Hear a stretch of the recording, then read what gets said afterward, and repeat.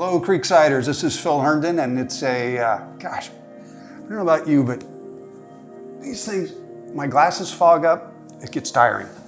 This is the weekly encouragement, and I wanted to thank you for watching and also maybe take a few minutes and offer some encouragement and also a little bit of a challenge.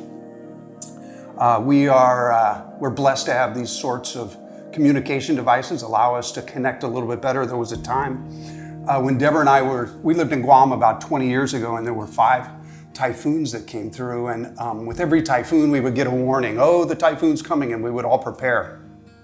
And there we had a system, and we would go fill our car with gas, we'd get gas for the generator, we'd get water, we'd fill the bathtubs with water, we'd collect rainwater, go buy the essential foods, and we were all set. And it was an interesting time, but also very difficult because there was a lot of uncertainty.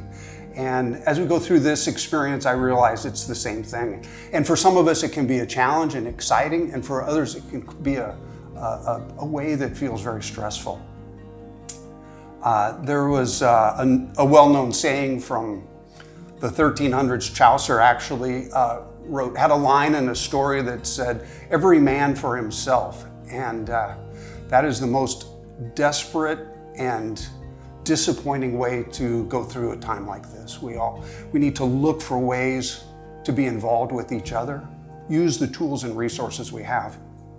And to that point, a couple of weeks ago, I got a note from Lauren Dunsing, and she said, "Hey Phil, I've got some medical masks that are in San Francisco, need to get moved to the East Bay so that we can rework them so that they're usable. Can you do that?" I said, "Yeah, sure, no problem." And as with most things, after I committed, then I thought, well, I wonder what this is about. And so I reached back out to Lauren and I said, "Hey Lauren, tell me the story. What is this about?" And so Lauren was able to explain to me basically what she's doing. Here's Lauren to kind of use her own words to say that. Thanks, Phil. Yeah, so to explain my side of the story, or the adventure, I would like to say, is that my boss called me about 6 weeks ago and asked if I wanted to get involved in getting masks to the people of New York. And honestly, being transparent, my first response was, what difference could we make? Aren't others doing that? And my boss said, in all truth, is that sometimes it just takes a couple people to connect dots on a long line. And we connected those dots. And I'm not going to go into the details of New York, but it was very exciting to meet the need. What I want to talk to you about today is another opportunity that we have to connect the dots.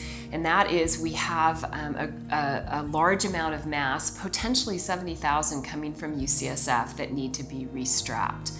This group that has been working with my boss, it's actually called the Scrappy Scrappers, and you'll get all the details in an email and on our website, has worked with such integrity to figure out how to rework expired masks so that they'll do a really good work on the people's face that get them. So in thinking through this second project, and once the group figured out how to do a really good work on the masks, the group kept saying, well, hey, if only we had a church or a group of people that could really do this and scale this. And again, I kind of had that same pause, and being transparent, I've gotten really comfortable being comfortable in this space, right, with the pandemic. And after praying, I really realized that I need to be comfortable being uncomfortable. That's where the work is done. That's where God shows up, right? When we step out, when we're not comfortable. And I think it's also to be important that we aren't always just seeking balance. We need to seek being whole. And sometimes that is stepping out of our comfort zone. So I invite you to be a part of this. This is going to be something that's really fantastic. We're all going to be wearing masks. We're going to be social distance in the parking lot. It will be totally as safe as we can make it, and all the details will be forthcoming in the Creekside emails, as well as as I communicate with you after you sign up.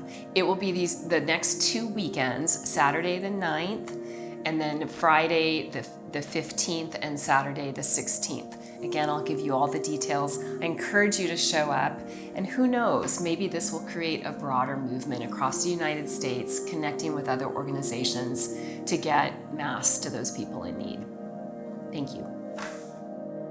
Thanks for sharing, Lauren. It was good for me to hear Lauren's story, certainly, but then my wheels started turning. I got a good friend in Santa Cruz who has a work in Malawi.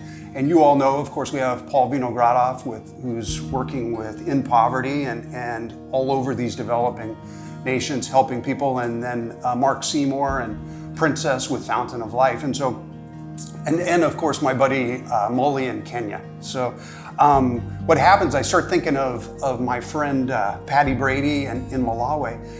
He has a prison ministry there that includes what he calls his largest congregation of 35,000 prisoners across the country of Malawi. This is a country with 18 million people with 15 ICU hospital beds.